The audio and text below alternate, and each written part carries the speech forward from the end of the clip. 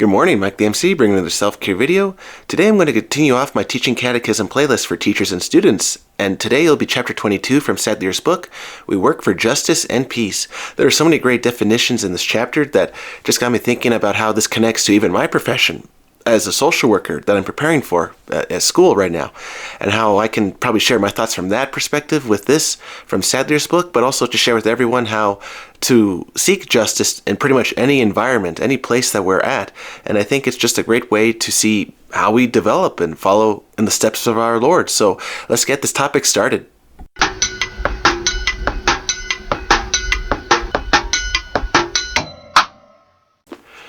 So from Sadlier's book, these were the terms, the faith words from that chapter, and I'm just going to cover them just real fast and just say my thoughts on each one. And so, we live our faith, chapter 22. We work for justice and peace. Faith words.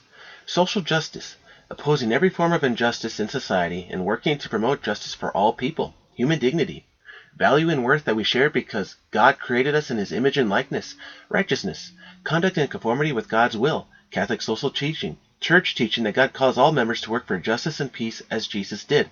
Common good, the well-being of every individual person and of the whole society to which everyone belongs. And honestly, these terms are all great to look at just with regards to not just Catholic faith and teaching, but also just as a person in general. When we look at social justice, honestly, are we looking at it from just our perspective, the person's perspective? Our faith's perspective, God's perspective? Which perspective do we look at living our life really in the world? Are we looking out for ourselves, the community, the whole world? And as a social worker, we would call that a micro, macro, and meso perspective, where, okay, the micro is, okay, the person's perspective. It's you. What do you want to do today to take care of in the world? Do you want to take care of your chores at the home? Do you want to take care of your homework? Do you want to go out and go play at the park? What do you want to do for yourself that makes you feel good? And then technically I mixed the steps, but the meso before the macro. The meso is where, okay, where do I stand with my community? Where do I stand right now in my city? Do I want to go now to the football game because I'm a part of the football team and just say, okay, I may not be a starter, but at least I can help the team win the game today? Do I go out to my church event today and just go out and celebrate what we're doing at that day? Now, from the macro perspective, that's where you take a look at pretty much the world and say, okay, I may be in this community, in this part of the world right now, but maybe I can donate some goods that'll help my country in some way to maybe someone who needs some charity. Or maybe I can write a letter to someone in need. And you're taking on more of the bigger perspective of charity in that regard. But if you notice with the justice, it's doing all these different works at different levels for myself, for the community, and for the world. And that is from a social work perspective. But from a Catholic perspective, the social justice is right, looking out for, just in general, anyone you see in your immediate reaction, your personal life. And you want to look at Jesus in each person and say, okay, maybe that person may not reflect God's qualities right now in the moment. Maybe they're having a bad day. Maybe because they're saying the cuss words right now, they are making some bad music for the public, whatever that person is that you see. But you as a Catholic can say, okay, I'm going to just pray that person finds peace in their heart, mind, and soul. And that way they make better choices and stop cussing, maybe do something good for themselves.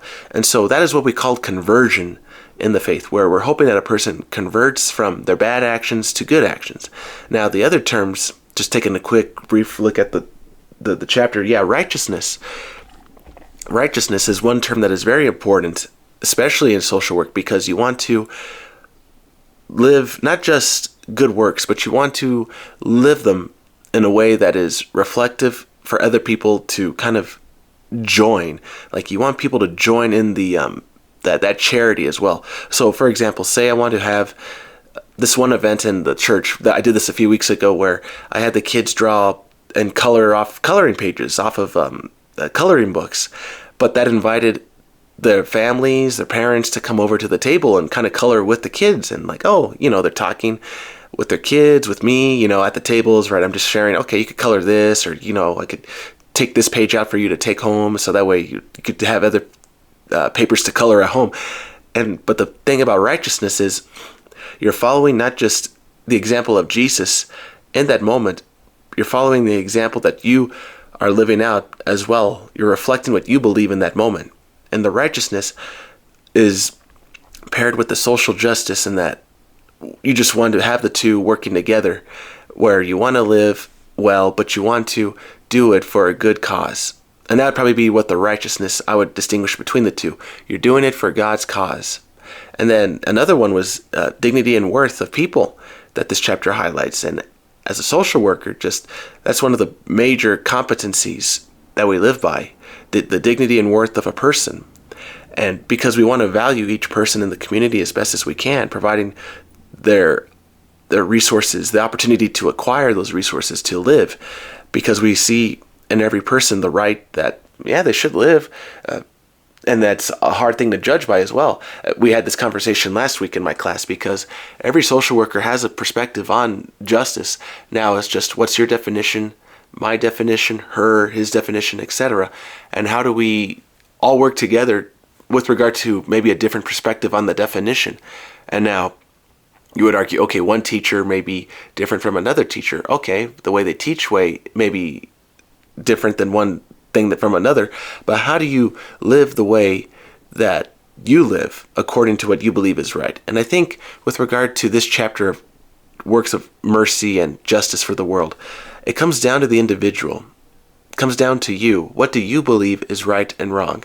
And I would argue further that, okay, as you grow up into college and other parts of life, and as your needs change, that you see the world differently and you will do different acts just because you recognize, oh, okay, I can now earn some money, I can donate a little more to the church, or I am a little older, now I can create some works, I can build a shelter, I can build a house for somebody in need, because I have those skills now to do that. I didn't have that when I was 10, but now I got them now that I'm 30, right? And so based on how old you are, what you've grown up in life, you can give back to the world differently with your works of charity. And so my final thought for you all is, with regard to the chapter, what is some profession you want to become as you grow up later in life? Speaking to the catechist students, what do you want to do when you become older? And how are you going to give back to the world once you develop that first profession, or maybe another profession, and want to give back? What is something you want to be remembered for? I guess in terms of a legacy, what do you want to be remembered for? So that is for me, Mike the MC, on Monday, sharing with you my thoughts from chapter 22 of Sadlier's book on works and mercy.